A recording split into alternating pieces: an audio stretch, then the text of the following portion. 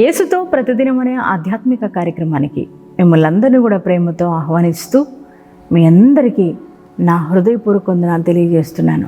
ప్రియ దేవుని బిడ్డలారా, ఎలా ఉన్నారు? బాగున్నారు కదా? ఉదయం లేవగానే ప్రార్థించి దేవుని యొక్క వాక్యాన్ని చదువుకున్నారు కదా? అలాగే మరి ఈ మంచి దినం ప్రభు మనకి ఇచ్చినందుకు దేవునికి థ్యాంక్స్ చెప్పారు కదండి. మనకంటే గొప్పవారు, బలాఢ్యులు, జ్ఞానవంతులు, ఐశ్వర్యవంతులు, పేరు ప్రతిష్టలు కలిగిన వారు ఈ దినం లేకుండా పోయారు. వారందరూ ఈ లోకాన్ని విడిచి వెళ్ళిపోయారు. మరి ఈరోజు మనమందరం సజీవులంగా ఉండడానికి గల కారణం యేసయ్య కృపే కదా. మరి ఈ మంచి దినం మనకి యేసయ్య ఇచ్చినందుకు యేసయ్యకి థ్యాంక్స్ చెప్పారు కదా. అలాగే ప్రియ బిడ్డ, మన దేవుడు మనపైన శ్రద్ధ కలిగి అనునిత్యం చక్కటి వాగ్దానాల ద్వారా మనల్ని ఎంతగానో బలపరుస్తున్నారు, ప్రోత్సాహపరుస్తున్నారు కదా. మరి ఈ దినం కూడా దేవుడు శ్రేష్టమైన వాగ్దానం చేత మనలందరినీ కూడా బలపరచాలని ప్రభు ఆశిస్తూ చక్కటి శ్రేష్టమైన వాగ్దానం మనకిచ్చారు. ఆ వాగ్దానం ఏమిటో చూద్దాం. హోషేయ గ్రంథము 14వ అధ్యాయము 5వ వచనాన్ని చదువుకుందాం. చెట్టునకు మంచు ఉన్నట్లు నేను అతని కొందును. ప్రైజ్ ది లార్డ్, హల్లెలూయా. ప్రియ దేవుని బిడ్డ, ఎంత శ్రేష్టమైన మాట అండి. చెట్టునకు మంచు ఉన్నట్లు నేను మీకు ఉంటాను అని ప్రభు మనకు వాగ్దానం ఇస్తున్నారండి. ప్రియ దేవుని బిడ్డ, చూడండి, చెట్లు మరి పగలంతా కూడా ఎండ దెబ్బ తగిలి మరి ఎంతో ఇబ్బంది పడిపోతున్న సమయంలో రాత్రి కాగానే దేవుడు మరి మంచును కురిపించి ఆ చెట్లు మరి సేద తీర్చబడడానికి మరి ఉపయోగకరంగా మంచు కురుస్తూ ఉంటుంది కదా. నిజమండి. మరి చెట్లు ఎదగడానికి మంచు, వర్షం చాలా అవసరం. మంచి కురవకపోతే చెట్లు ఎదగవు. ప్రియ దేవుని బిడ్డ, నిజమే. మరి కేవలం మంచును బట్టి చెట్లు ఎదుగుతూ ఉంటాయి. అంత మాత్రమే కాదు, పగలు తగిలే ఆ ఎండ పాటుకు మరి ఆ చెట్లు ఎంతో ఇబ్బంది పడుతున్న సమయంలో రాత్రి కాగానే ఆ మంచు ఆ యొక్క చెట్ల మీద పడినప్పుడు ఆ మొక్కలు ఎంతో సేద తీర్చబడతా ఉంటాయి. ఆ మంచు ఎలా ఉంటుందంటే ఆ మొక్కను అంటు పెట్టుకొని ఉంటుంటుంది. మీరు చూస్తుంటారు కదా. నిజమే, మంచు ఆ చెట్ల పైన పడినప్పుడు ఆ మంచు అంటు పెట్టుకుని ఉంటుంది చెట్లని.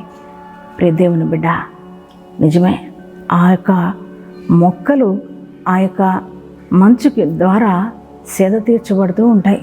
ప్రియ దేవుని బిడ్డ, అలాగే మన ప్రభువు ఈ ఉదయకాలం మాట్లాడుతున్న మాట ఏంటంటే, బాధలో, వేదనలో, కష్టాల్లో, మరి భయంకరమైన శ్రమల్లో, అనారోగ్య పరిస్థితుల్లో, మరి కుటుంబ సమస్యలు, వ్యాపార సమస్యలు, భయంకరమైన నిందలు, అవమానాలు, శోధనలు మనల్ని ఆవరిస్తూ ఉన్నప్పుడు మరి ఏ మనుషుడు మనల్ని అంటి పెట్టుకుని ఉండరు, కానీ ఏ మనుషుడు వారి యొక్క మాటల ద్వారా మనకు సేద తీర్చరు. కానీ ప్రియ దేవుని బిడ్డ, ఏ ఒక్కరూ కూడా మనకు సహాయం చేయరు. కానీ దేవుడు మనకు ఆయన మంచు వలె మనకు తోడుగా ఉంటానని దేవుడు వాగ్దానం ఇస్తున్నారు.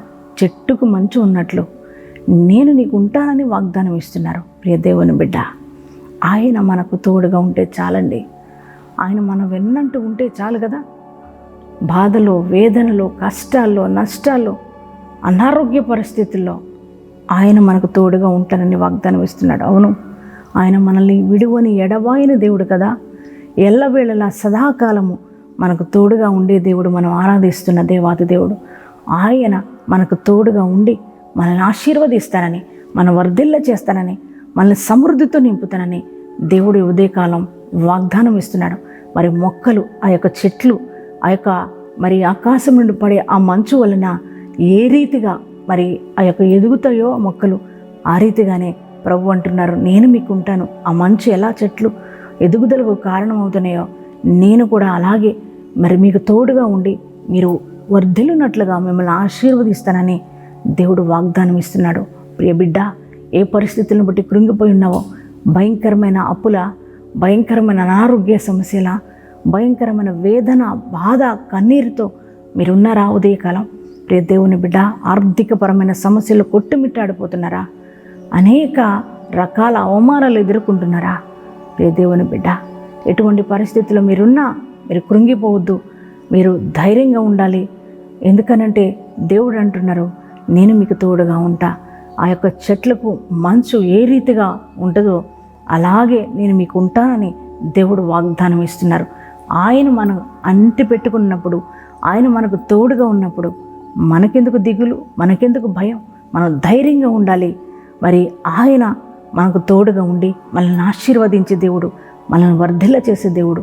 అందుకే ఈ వాగ్దానాన్ని నీ హృదయంలోనికి రిసీవ్ చేసుకో. ఒంటరితనాన్నిగా ఒకవేళ అనుభవిస్తున్నావేమో, నాకు ఎవ్వరు తోడుగా లేరు అనుకుంటున్నావేమో, ఈ ఉదయకాలం ప్రభు అంటున్నారు, బిడ్డా నేను నీకు మంచు వలె నీకు తోడుగా ఉన్నాను. ఒక చెట్టుకి మంచు ఎలా ఉంటుందో అలా నేను ఉన్నాను అని దేవుడు వాగ్దానం ఇస్తున్నారు. కృంగిపోతున్నానా?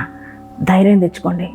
ఆయన నీకు ఉన్నాడు, ఆయన నీతో ఉన్నారు, ఆయన నీలో ఉన్నారు. ధైర్యంగా ఉండండి. నేను ఈ పరిస్థితులన్నీ ప్రభు చక్కపరచబోతున్నాడు. ఈ వాగ్దానం దేవాది దేవుడు మనందరి జీవితంలో నెరవేర్చునుగాక. ప్రార్థించుకుందాము అందరం. పరిశుద్ధుడా, మహోన్నతుడా, వందనాలు, స్తోత్రాలయ్యా. నీ ఘనమైన, శ్రేష్టమైన, మహిమోన్నతమైన నామములకు కోటాను కోట్ల స్తోత్రాలు అర్పిస్తున్నామయ్యా. ఈ ఉదయకాలం మీరు మాకు ఇచ్చిన శ్రేష్టమైన వాగ్దానాన్ని బట్టి నీకు వందనాలయ్యా. అయ్యా, చెట్టుకు మంచు ఎలా ఉంటుందో నేను అతనికి ఉందును అని వాగ్దానం ఇచ్చావు. అవునయ్యా, గొప్ప దేవుడవయ్యా, మా వెన్నంటే ఉండే దేవుడవయ్యా. అయ్యా, భయంకరమైన శ్రమలు, బాధలు, కష్టాలు, వేదనలు, కన్నీటితో మేము ఉండినప్పుడు ఏ ఒక్కరు బంధువు, స్నేహితుడు, రక్త సంబంధికులు అయ్యా ఎవ్వరు కూడా మాకు తోడుగా ఉండరు. కానీ అయ్యా మీరు మాత్రమే మా వెన్నంటూ ఉండే దేవుడు, మాతో ఉండే దేవుడు అయ్యా. నీకే స్తోత్రాలయ్యా. అయ్యా ఇదిగో తండ్రి, అంత మాత్రమే కాదు, మాతో ఉండి మమ్మల్ని ఆశీర్వదించే దేవుడు, మమ్మల్ని అభివృద్ధి పరిచే దేవుడు అయ్యా. నీకే స్తోత్రాలు. ఈ ఉదయకాలం ఎంతమంది వాగ్దానం చూస్తున్న బిడ్డల జీవితాల్లో వేదనతో, బాధలో, కన్నీరులో, దుఃఖముతో, నిందలు, అవమానాల్లో, అనారోగ్య పరిస్థితుల్లో, కుటుంబ సమస్యల్లో, ఆర్థికపరమైన ఇబ్బందులు కొట్టుమిట్టాడుతూ వేదనతో ఉన్నారు అయ్యా. వారందరినీ మీరు దర్శించండి ప్రభా. వారందరికీ తోడుగా ఉండండి. వారికి ఉన్న ప్రతి వేదన, బాధ, శ్రమ నుంచి వారికి విడుదల కలుగునుగాక దేవా. అయ్యా నీ కృపా సమృద్ధి, నీ దీవెన వారి కుటుంబాలకు వచ్చునుగాక దేవానికే స్తోత్రాలు ప్రభా. అయ్యా ఇదిగో తండ్రి, ఉదయకాలం అయ్యా మ్యారేజ్ డేస్, బర్త్డేస్ చేసుకున్న వారి జీవితాల్లో నూతనమైన దీవెనలు కలుగునుగాక. అయ్యా ఇదిగో తండ్రి, నూతనమైన ఆత్మీయ అనుభవంలోనికి వారిని నడిపించండి. ఈ సంవత్సర కాలం అంతా నీ కృపా క్షేమాలతో వారిని నడిపించమని, ఈ దినమంతా నీ ప్రశస్తమైన సన్నిధి మా అందరికీ తోడుగా ఉంచి నడిపించి మహిమ పొందుకొనమని యేసుక్రీస్తు నామం పేరిట ప్రార్థన చేస్తున్నాం తండ్రి. ఆమేన్.